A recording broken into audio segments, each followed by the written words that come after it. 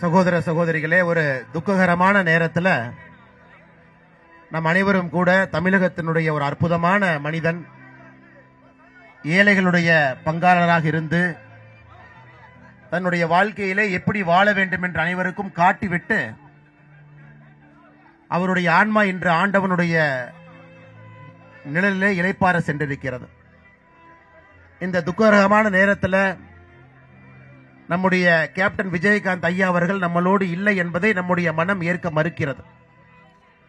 ஒரு சாதாரண குடும்பத்தில் சாதாரண மனிதனாக பிறந்து தென்னிந்திய சினிமாவிலே கோலோச்சி அரசியல் உலகத்தில் தமிழகத்தில் 2 ஆளுமைகள் இருக்கும் பொழுது மக்கள் 3வதாக ஒரு தலைவருக்கு தன்னுடைய அன்பையும் அரவணைப்பையும் கொடுப்பார்கள் என்பதை நமக்கெல்லாம் காட்டி ஒரு அற்புதமான அரசியல் தலைவராக இருந்து தமிழகத்திலே ஒரு புதிய அரசியலுக்கு முயற்சி எடுத்து நம்முடைய பாரத பிரதமர் நரேந்திர மோடி ஐயாவுடைய அன்பை முழுமையாக பெற்று 2014 தேர்தலில் மோடி ஐயா அவர்கள் நம்முடைய பிரதம மந்திரி வேட்பாளராக இருந்த பொழுது தன்னுடைய முழு ஆதரவையும் கொடுத்து பிரதமரோடு நின்றவர் நம்முடைய கேப்டன் ஐயா.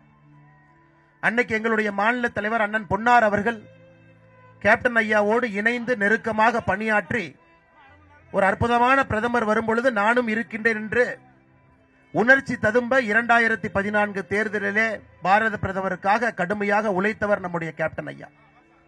இன்று இந்த மீளா துயரத்தில் இருக்கக்கூடிய வேளையில நம்முடைய பாரத பிரதமர் நரேந்திர மோடி ஐயா அவர்கள் நம்முடைய உள்துறை அமைச்சர் திருமதி நிர்மலா சீதாராமன் அம்மா அவர்களை இங்கே அனுப்பி வைத்திருக்கின்றார்.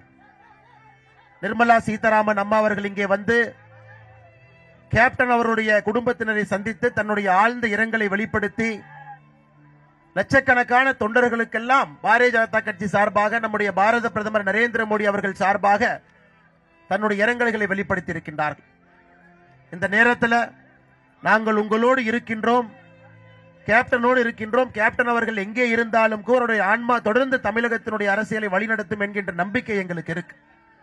தொண்டர்கள் பிரேமலதா விஜயகாந்த் அம்மா அவர்களுக்கு எங்களுடைய ஆழ்ந்த இரங்கலை தெரிவிப்பது மட்டுமில்லாமல் அம்மா அவர்கள் இந்த இயக்கத்தை எடுத்து வெற்றிகரமாக நடத்துவார்கள் என்கின்ற முழு நம்பிக்கையும் எங்களுக்கு இருக்கு. கேப்டன் அவர்களுடைய 2 மகன்களுக்கும் அண்ணன் சுதீஷ் அவர்களுக்கும் கட்சியினுடைய எல்லா நிர்வாகிகளுக்கும் பாரதிய ஜனதா கட்சி சார்பாக எங்களுடைய ஆழ்ந்த இரங்கலை தெரிவித்துக் கொண்டு கேப்டன் ஐயாவுடைய புகழ் என்றும் ஓங்கி இருக்கும் என்பதில் நாங்கள் தெளிவாக இருக்கின்றோம். என்றும் உங்களோடு இருப்போம். ஓம் சாந்தி.